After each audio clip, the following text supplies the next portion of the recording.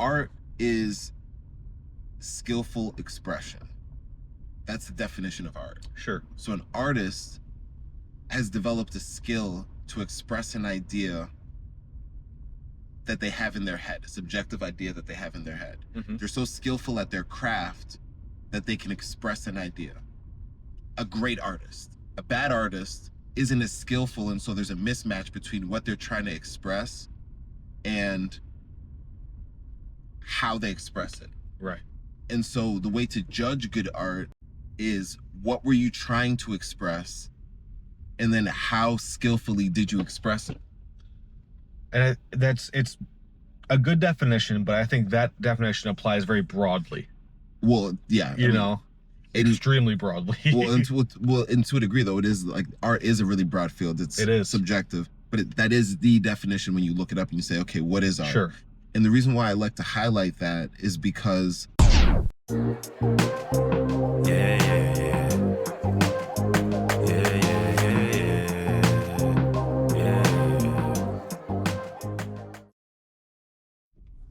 All right. Yo. Back at it with another Founders Drive. We are back. We are live on Founders Drive. What's up? It's getting cold out, man. Yeah, it's getting real cold out. I just like that Michigan fall. Started clocking that. Yeah, you guys will see the leaves, colors trees. changing, all that fun stuff. Yeah, it's getting cold out here. I need the heated seat on when we're doing these drives. Cool. So, this week. Yes. All right. So first, constants.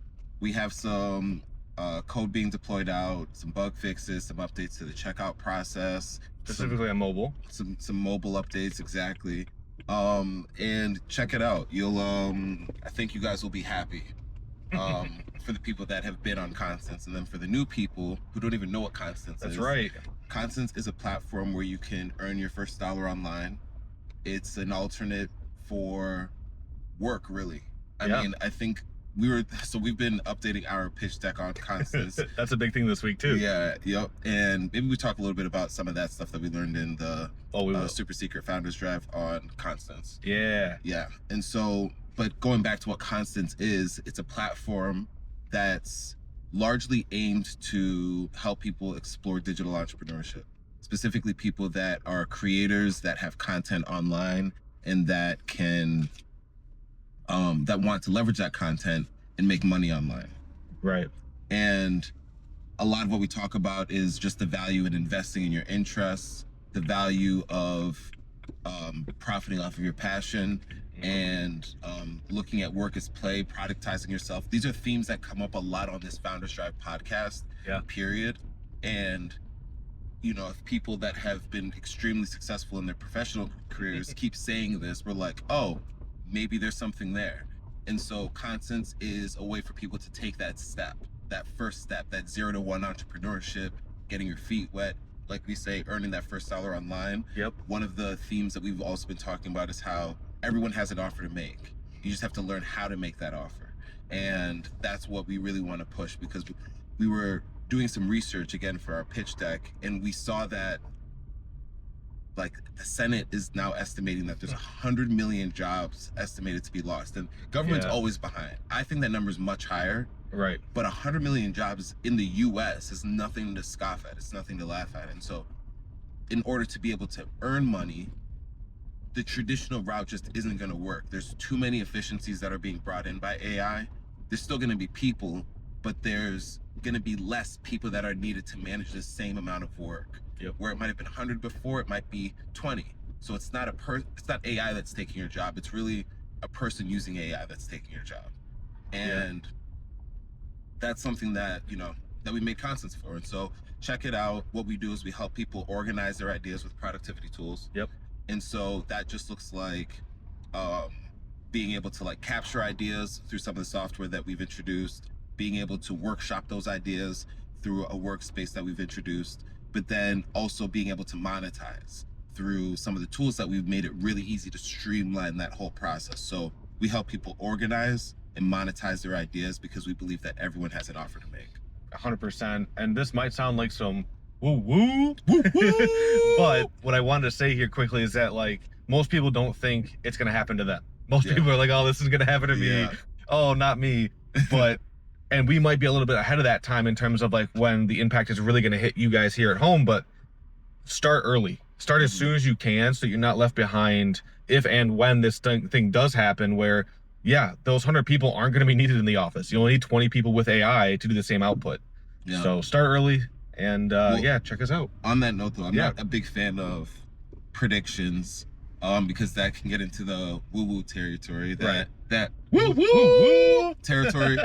But I am pretty confident in saying that there's going to be way more people that are earning off of their content that they create and that they promote online, either indirectly or directly over the next 5 years. And we're not talking about TikTok dances. Yeah, we're not talking about TikTok dances. We're not talking about selfies. We're talking about people that are knowledge, Ty Lopez style. But we're talking about people that are like really doing things in the real world and then using the digital medium as a way to communicate and then earn money. And so, yeah, so again, we want to be a part of that. We think more people should explore it. It's so easy to get in. That's the biggest part. Right. Like a digital product is that can have such high margins. So in terms of the investment that you have to put in and the amount that you can earn off of it is second to none, because in the physical world, there's just so much more that you have to do. Yeah. And so in the digital world, you can publish a digital product using a digital file. And if you have the right system set in place, you can make a lot of money off of that, because now there's the room for scale. Distribution increases way more. And again, a lot of people aren't really taking advantage of it, but the people that do take advantage of it will benefit extremely. So maybe you could tell we've been doing our pitch deck. Yeah, we've been working on that a little bit more. But again, I think there's just so much truth in that, and it's not really a matter of if, it's a matter of when. Exactly. I'll give you one more example. I remember back in 2012 when I was interning at a startup outside of Grand Rapids. My mentor there would bring me, he was like, owned the company, he would bring me around to a lot of these meetings, and we were meeting with the people at Microsoft, because he had a lot of Microsoft ties from his consulting days. I vividly remember, this is back when Azure Cloud was in its infancy. The UI was trash. It was just, everything was so far behind. But I remember sitting in those meetings, and the lady then said they were giving away Azure credits, just giving it away to big companies. Trying to get more adoption. They're like, and she was like, it's not a matter of if, it's a matter of when. You fast forward 15 years later, and you look at the value of some of these companies, in particular Microsoft, Azure Cloud, or I mean Amazon Cloud, Google. It's undeniable. And so when I'm looking at the numbers right here, this is another one of those cases. But I think on, well, I don't want to say an equal terrain, because I think all of this ends up feeding the cloud. Right. But it is one of those things where it's that monumental that if you're not realizing it today, you're gonna see it in 3, 4, 5 years. Then on top of that, I was reading about how the federal workers are getting laid off right now too, because again, they're introducing efficiencies, and you don't need as many people to do the laborious stuff. Right. Which can be a good thing, especially if you're oriented towards actually exploring your passion, because now you can actually earn from things that you care about. And that's like a thing that we've never been able to do in human history. Yeah. Human history has always been, you have to do this laborious stuff, going all the way back to the pyramids, to slavery, to modern labor in the industrial age. This is an evolution of us figuring out humanity's, not society's, humanity's biggest problem, which was people are stuck doing work that they hate, that they don't like, for an amount that doesn't reflect the value that they actually offer. The smart people today are going to be the ones that pay attention to it. But again, I don't think the window's open for forever. And I think if you come late to the party, you're going to have to figure things out in just a more crowded room, which is just more difficult. Doesn't mean that you won't have the ability to take advantage of it. It's just going to be more difficult. So yeah, there's a lot there. I like that. On top of that, we'll still be here 5 years from now, working on this stuff. Yeah. It's just you get to grow with us and have an impact on how these tools can be used for your favor if you get in right now and you reach out to us. We're really accessible right now, as you can see. I don't know how long that lasts. So Price is gonna go up. Yeah, price goes up. Price goes Well, no, up. that's awesome. I think, yeah, there's so much I could go into there just because we're so passionate about the product, the space that we're helping people in, and so like there is so much we could do episodes and episodes and episodes on this. But maybe we will save some of this for the super secret drive. Yeah. And also we should probably jump into the continuation. Yeah. So this person, as you can see from the thumbnail, we are continuing with Paul Graham. Yes. Paul Graham, there was so much in his essays that we benefited from. Like, we only scratched the surface last time. We got through what, maybe 1-2 essays? 1-2 essays between the super secret on constants and the episode that we did on YouTube. That was like, 1.5 essays that we scratched the surface. We're probably not gonna get too deep in, but let's roll through it. Yeah. And then we'll just see how far we get. And we'll go from there. But everybody, these essays that we're digging into, they're on Paul Graham's website, paulgraham.com. Paul Graham is the founder of Y Combinator. Before that, he founded Viaweb. Yep. Viaweb was an online store in the 90s. It was like an early Shopify, like an early Constance. An early Constance. Yeah. And it was just more fit for that time period. Technology's evolved, the times have evolved, so naturally we're introducing different forms of the same online retail. Yep. But for consumers. Not for just for businesses. Exactly. I mean, everybody can be a business right now. Exactly. Yeah. And times are different, and I think people are still trying to wrap their head around it. Yeah. But I think it is more true to our nature. Mm-hmm. But Paul Graham founded Y Combinator. Y Combinator was actually a solution to the gaps that he saw in the venture capitalist space, because he didn't really like the way a lot of that was conducted. And it basically operates as an accelerator for early stage companies that are working out their ideas, workshopping their ideas, need a little bit of capital, maybe need a co-founder. A network. Exactly, to plug into. And it was founded in 2005. And since then, it's been very successful in its goal by producing companies like Stripe, which is the payment processor behind a lot of companies, both startups and Constance, startups and big name companies. Yep. Airbnb, I'm pretty sure a lot of the people have used Airbnb. Dropbox, Twitch, Reddit. Yeah. These are all products of Y Combinator, and they basically operate using through a cohort system where a lot of startups will apply, and then they'll all move to Silicon Valley, and they'll work with their cohort, getting advice from people that work at Y Combinator. And at the end of that, they pitch to different investors using what they've learned and what they've built, and then go into the real world as a startup that came through that program. Yeah. And so that's like the high level of Paul Graham's, I would say, most notable impacts. Yeah. Yeah, especially the stuff that's continued to this day. Yeah. But he's also a prolific writer, and I believe that he also sees himself as an artist in the sense that he was a painter. He went to art school. True. After finishing up his master's. Kind of going back a little bit more, you can always go back to the previous episode where we talked about this, but he for his undergrad, he went to Cornell, right?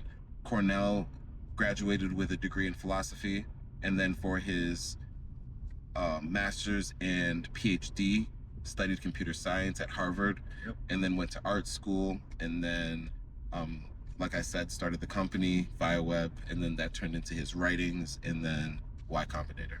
Yeah, I think he's since been quote unquote retired from YC. Yeah. But still very influential, and he's a billionaire now, so it worked out for him. Yeah. Another company that's pretty prominent that came out of Y Combinator is OpenAI.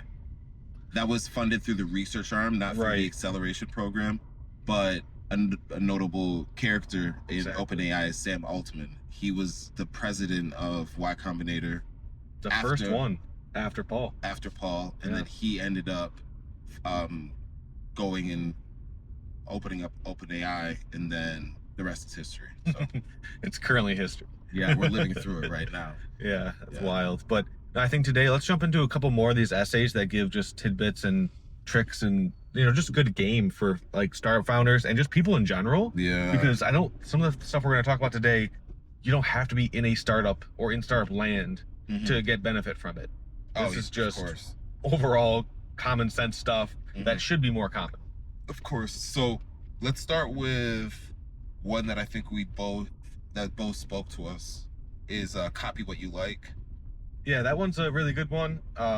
It also speaks a lot to what we do with our product, but essentially the summary of copy what you like is to copy what you like. There's no reason to reinvent the wheel.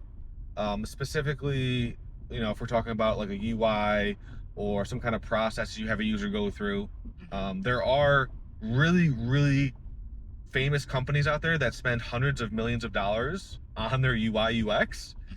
and some of them are really, really good, and it's okay to copy that stuff.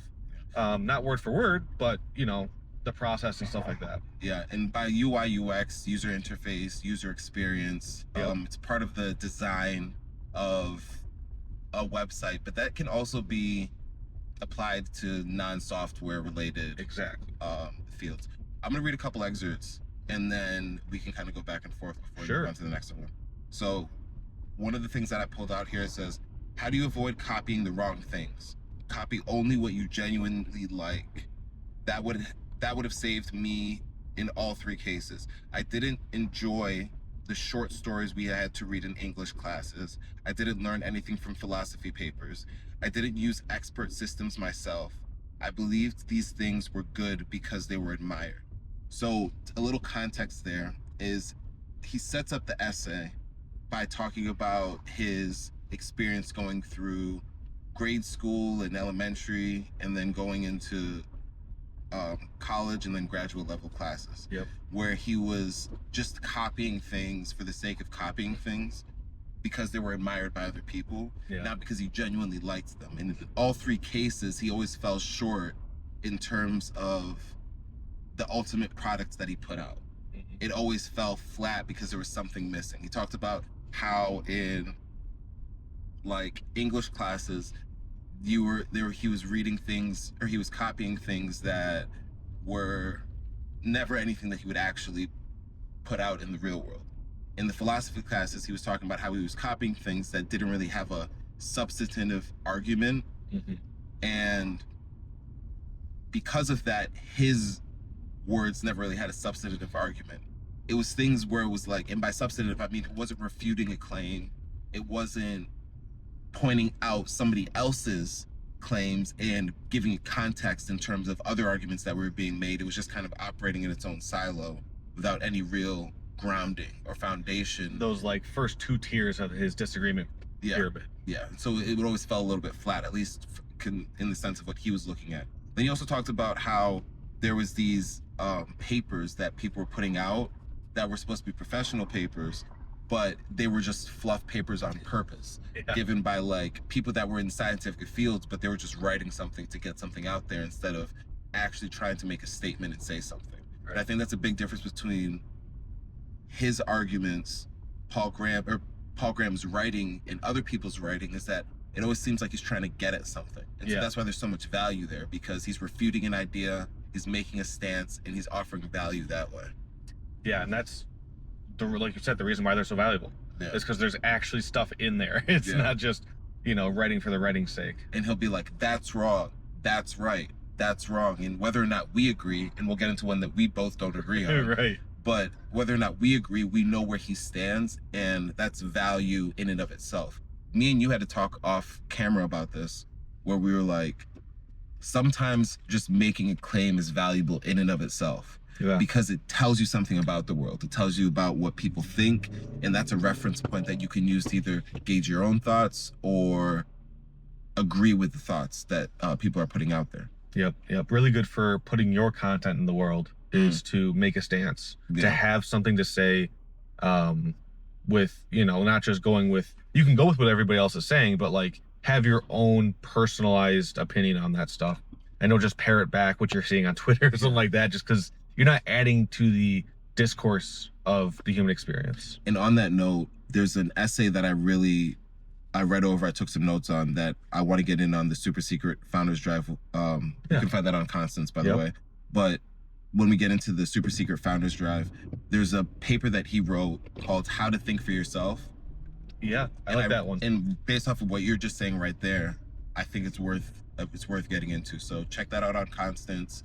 Super Secret Founders Drive is the unlisted version that we have, where we talk more in depth about some of the things that we go in on this podcast. Yep. But going into the next point on copy what you like, it can be hard to separate the things you like from the things you're impressed with. One trick is to ignore presentation. Whenever I see a painting impressively hung in a museum, I ask myself, how much would I pay for this if I found it at a garage sale, dirty and frameless, and with no idea who painted it? If you walk around a museum trying this experiment, you'll find some truly startling results. Don't ignore this data point just because it's an outlier.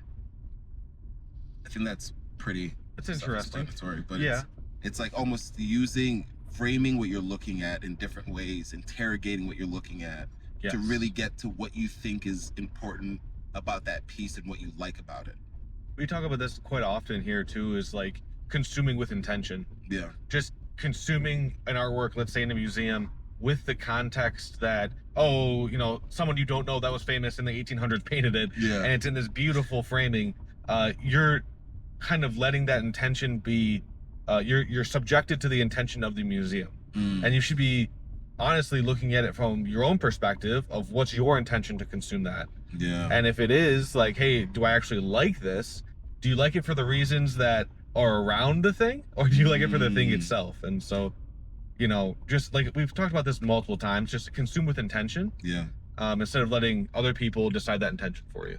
And I think that will pair really well with the next essay that we get into around taste. It will. But a couple more things around that, because I think that there's a lot to peel back there. Another way to figure out what you like is to look at what you enjoy as a guilty pleasure.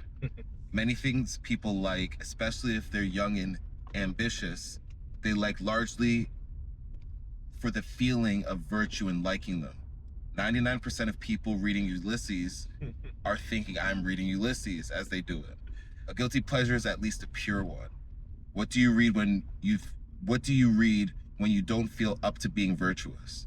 What kind of book do you read and feel sad that there's only half of it left? Instead of being impressed that you're halfway through, that's what you really like. He used Ulysses as an example. I think more people would be like, I'm watching Netflix and there's something I like there. I think there's a better book for that analogy. Yeah. I think the Bible's a better book for that analogy.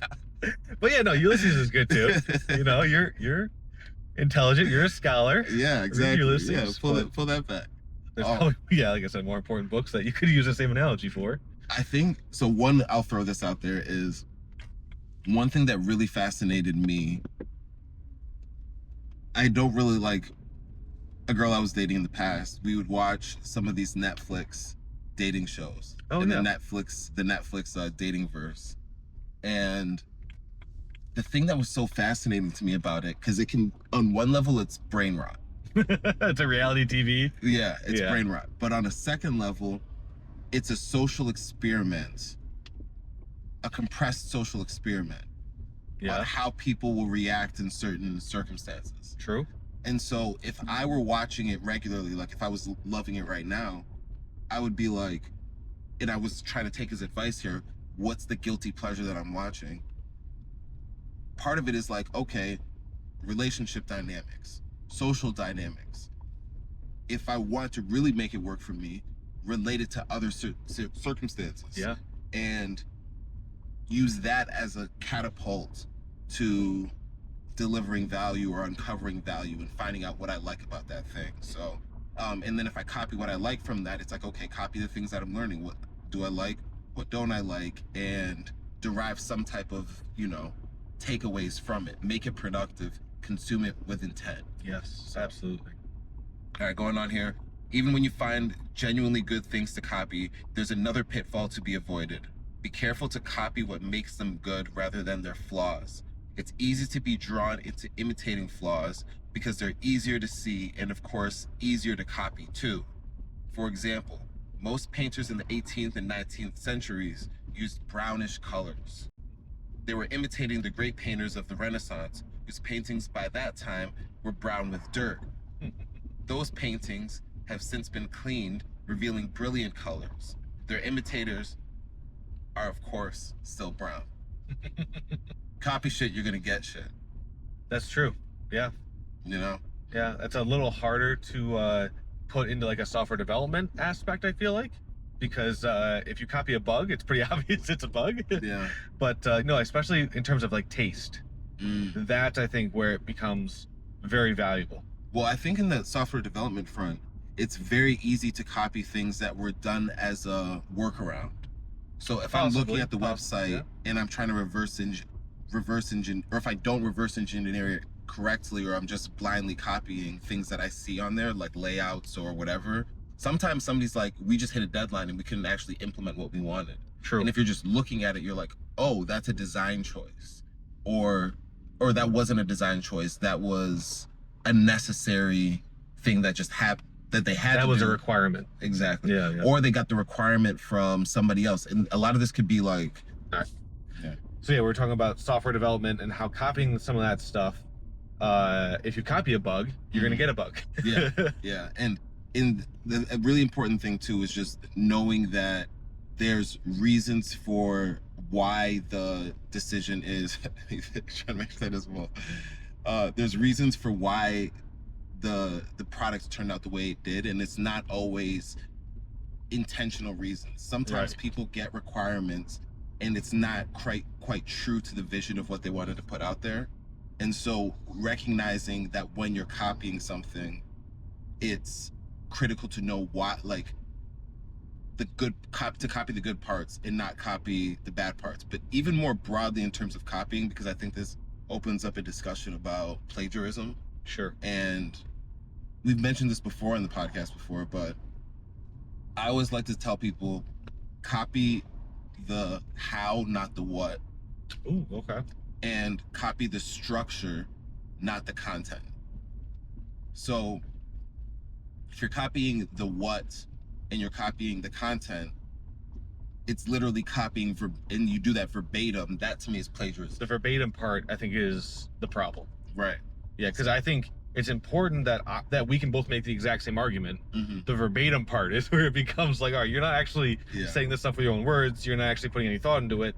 But that doesn't mean that we both can't have the exact same argument for the same cause. And copying the process. And so that's what I mean by the how. Exactly. Copy the process, because then if you're copying the process, you should have a different result when you ultimately come out with whatever you're actually producing, whether that's a painting, whether that's a piece of software, whether that's an argument, whether that's a YouTube video, or whatever it might be. If it's a video, for instance, you might be, okay, this is how the person does it. They come up with a hook, they come up with a story, and they come up with a call to action, and that's their content piece.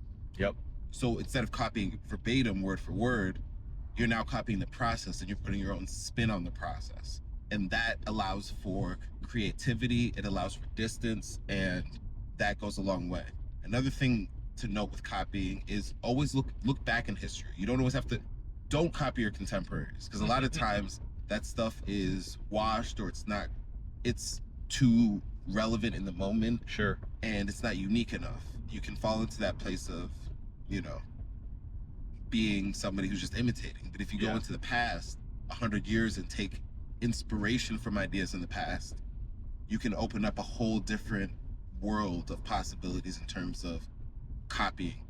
Another thing on copying is don't be shy about copying in practice when you're exploring new ideas. It's 100%. different than your final idea that you put out there. Your final idea should come from a place of inspiration, but as you're copying, you're downloading information. If you're learning with intention, if you're learning how to play different songs, there's something that happens in your brain where if I'm on an instrument and I'm just playing all of my favorite songs, essentially copying my favorite songs, when I want to go and create a song, it's usually comes, at least personally for me, it's like it comes from a world of different, like it blends everything together. My brain subconscious blends the different songs together And then whenever I feel inspired, I can usually point back and say, oh, I got that idea from there. I got that idea from there. I got that idea from there. And then the aggregate becomes different than the sum of its parts.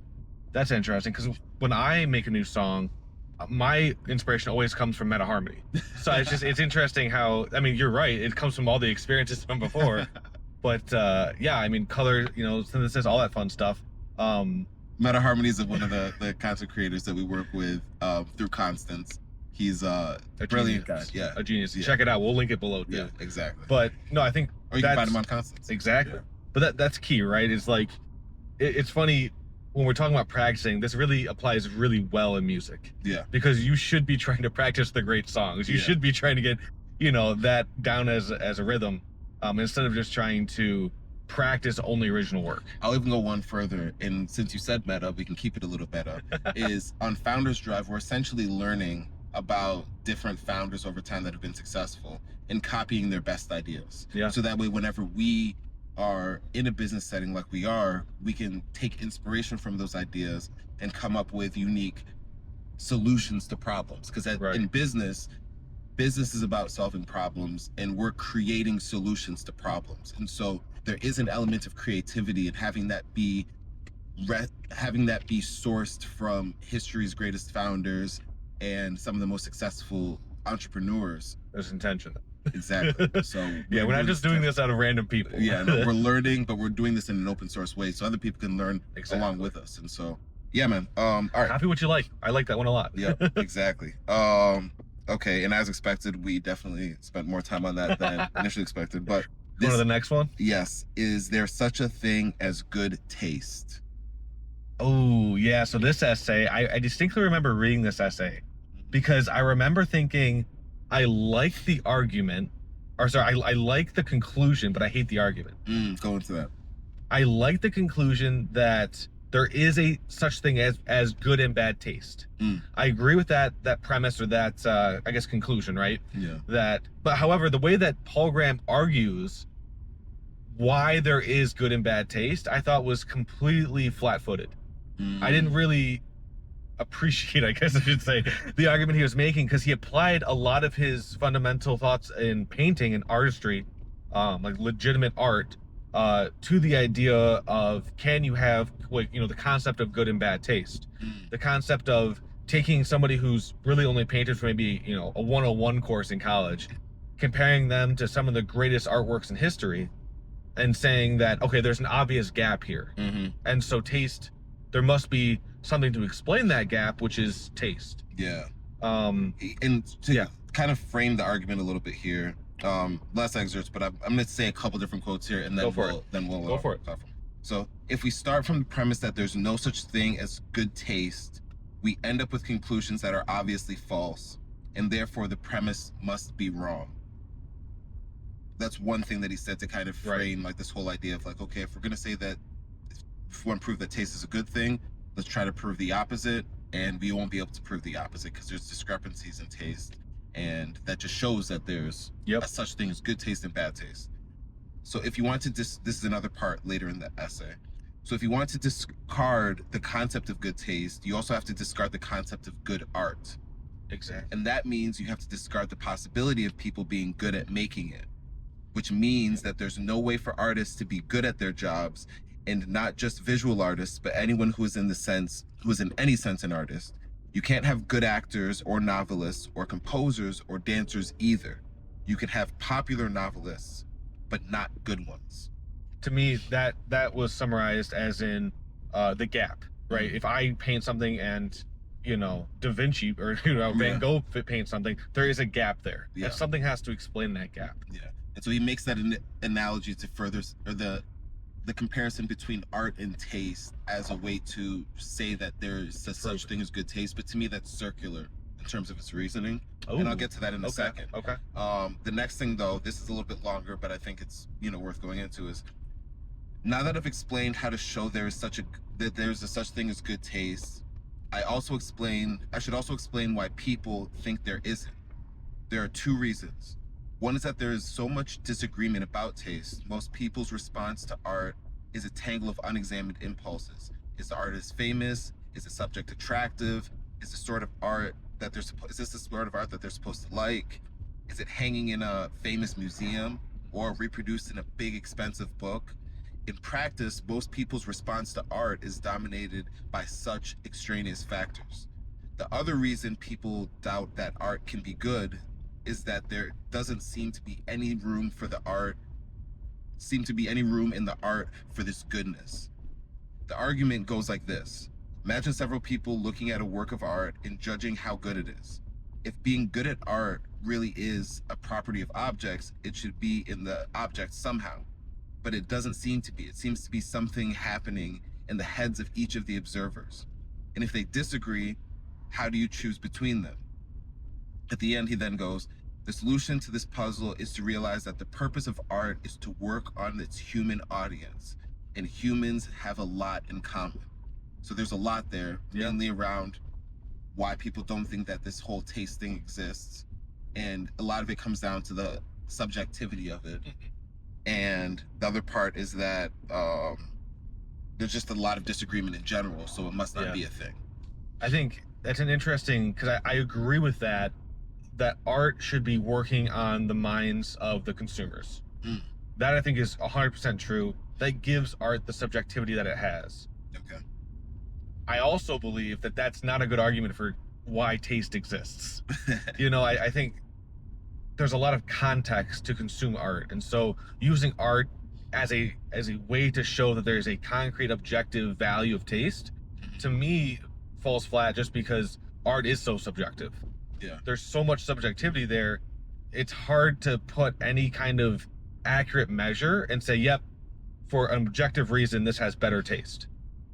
Yeah, and I think I'm in line with a lot of what you said, is that the argument doesn't seem complete or feel complete. I want to bring it back a little bit because I think that, like I was saying before, there's almost a circular element to his reasoning. Okay, what do you mean by that? I think that art, we have to define what art is. It also goes to the whole idea of, remember the artists versus engineers, and how my mentor said that you're either one or the other. Hackers versus painters. And I think that it's a different way of thinking about it, in the sense that art is skillful expression. That's the definition of art. Sure. So an artist has developed a skill to express an idea that they have in their head, a subjective idea that they have in their head. They're so skillful at their craft that they can express an idea. A great artist. A bad artist isn't as skillful, and so there's a mismatch between what they're trying to express and how they express it. Right. And so the way to judge good art is, what were you trying to express, and then how skillfully did you express it? And it's a good definition, but I think that definition applies very broadly. Well, yeah, extremely broadly. and to a degree, though, it is like, art is a really broad field. It is subjective, but that is the definition when you look it up and you say, okay, what is art? Sure. And the reason why I like to highlight that is because it reduces the ambiguity of what's good art and what's bad art. That's interesting. Good art's not always the stuff, and it broadens the expansiveness. So, in going back to that whole engineers versus artists argument, is that an engineer can be an artist. And me and you can both attest to this. There's a coding signature that people have when they code. Yeah. There's things that they select. Sometimes people are consistent in their naming conventions. Sometimes people like to use different coding tools to get a job done. There's multiple ways to skin a cat. And you see that when you get into the code, we are writers ultimately. We just write with logical constraints. And so how we navigate that field as a software engineer is apparent. And there's some people, again, that are very artistic. They have very poetic,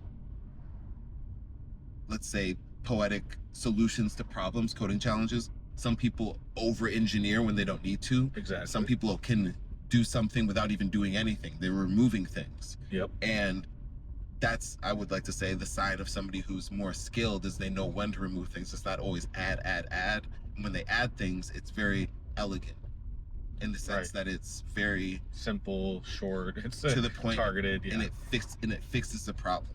That to me is somebody who is more of a craftsman and an artist in a software engineering sense. Yeah, that's very interesting. I think I think with all kinds of art, the amount of subjectivity that is introduced has enough space around the edges that you can't really assign an objective measure for taste. I think some artists who may not be the best artists in terms of expressing what they're feeling or expressing what they want to express could land better for somebody who maybe is extremely studied in art, because their context for consuming that art is way more advanced than maybe what I have. And so they appreciate it more, or they appreciate it in a different light. And so I think there's just too much subjectivity there to actually have an objective measure of taste. While I still believe good taste is a thing, it's more elusive than saying, yep, it's objectively, this is good taste or this is bad taste. Ultimately, now that you say that, I don't think art isn't objective though, and it shouldn't be objective. Well, I agree. There's an element of objectivity, but it's way more subjective. And to make it Exactly. only objective is missing the point of art, because at the heart of it is art, by definition, is a mode of self-expression. I can use objective means to express my subjectivity, but ultimately, when we're measuring art, we're measuring your subjectivity, more specifically, how accurate your end result is to your subjective opinion. And so you almost have to be able to call your shot. I'm trying to do this. Yeah. And that's how I do it. Michael Jordan was an artist on the court. Of course. Because he was so good at doing what he wanted to do on the court that it was poetic, and you saw it. It was like poetry in motion. Yeah, I think the other reason, and it's funny you bring him up, is because there's a debate between, who's the actual GOAT, but like the art and when and how it was, or given or performed or created is subjective to the time in which it was created. Yes, 100%. And so that context means that the taste in which it was created, if it was good taste at the time, may be poor taste today. Yeah. And so that's a subjective measure. It's not an objective measure. And so what he did, one thing using the sports analogy then, is he said, people aren't as nuanced and detailed in the way that they approach the game. And so I'm going to be more disciplined and learn all of the nuances. Like they said that he would practice jump, like the way that he jumped off his different feet. But this is back in the 80s. Yeah. And so when everybody else was doing what they were doing, he was basically doing what people are doing today 40 years ago. Yep. And that allowed him to express himself with much more nuance and clarity, skillfully, when he got into the actual game. Another person today might be a Kyrie Irving, who they say is a magician out there. The late Kobe Bryant, who took after Michael Jordan in a lot of ways in his approach to the game. Exactly. But you see somebody like Leonardo da Vinci, who's a scientist. He said that there's this quote. I need to pull this up just because I think it speaks so clearly to what we're talking about right now. But he said this.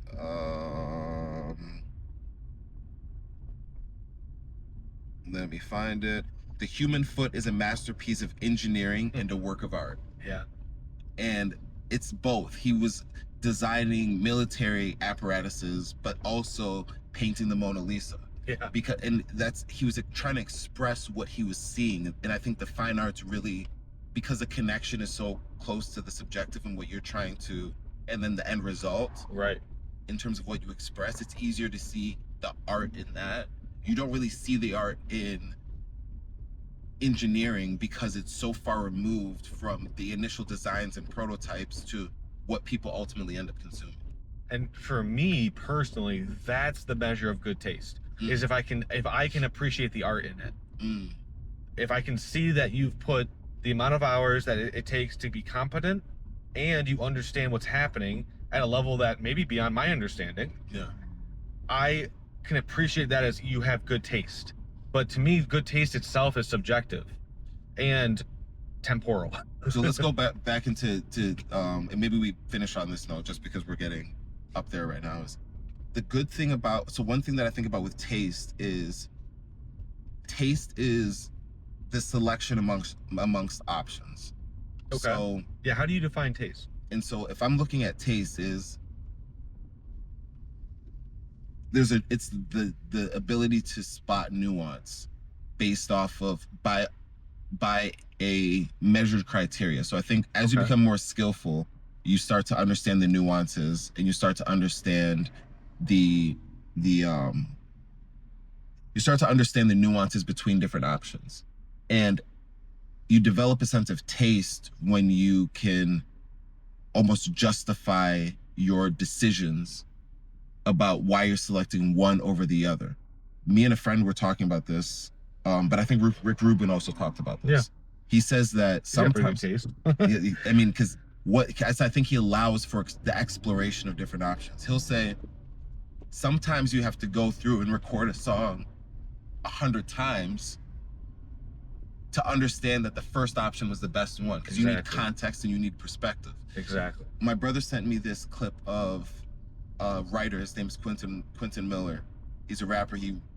But he ghostwrites for Kanye. He ghostwrote for Drake. And he would say that Kanye would go in there and he'd be like, okay, write me a verse. And then as he's doing that, he'd change out the drums. And then he would say, okay, can you rewrite a verse? Can you change that line? Okay, can you rewrite it? He's like, by the time we're done, I've written like 100 verses. Yeah. And then we go and pick the 35th one. But now you know it's the best one. Yes. Because you've seen all of these different things, and that's where good taste comes from. Kanye built a career off of good taste because he's not scared to explore and try all of the different options out.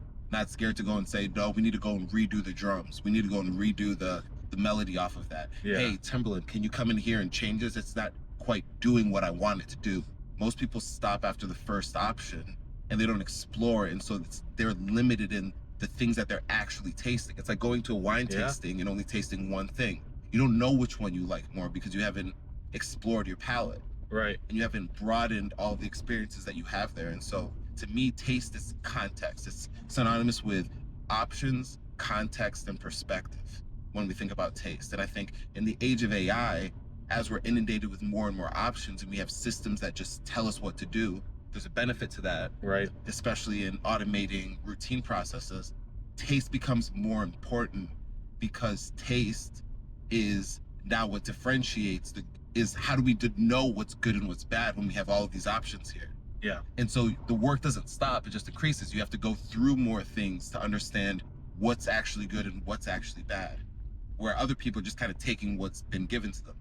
Yeah, previously it was, what can I feasibly build that will solve this problem? Now it's 10 ways to solve this problem. Yeah. Which one has the best taste? Which one has the best? When we think about good, we have to think about the idea of better and the best. Yeah. And so you have to have a framework for what's good, what's a good decision, what's the best decision. And that's where taste comes from. What's the best decision? Another thing is, okay, think about this. You have multiple things that you could eat. You have, on the extremes, you have, trash, like literally trash. Yeah. Going into a trash bin. That's what your first option.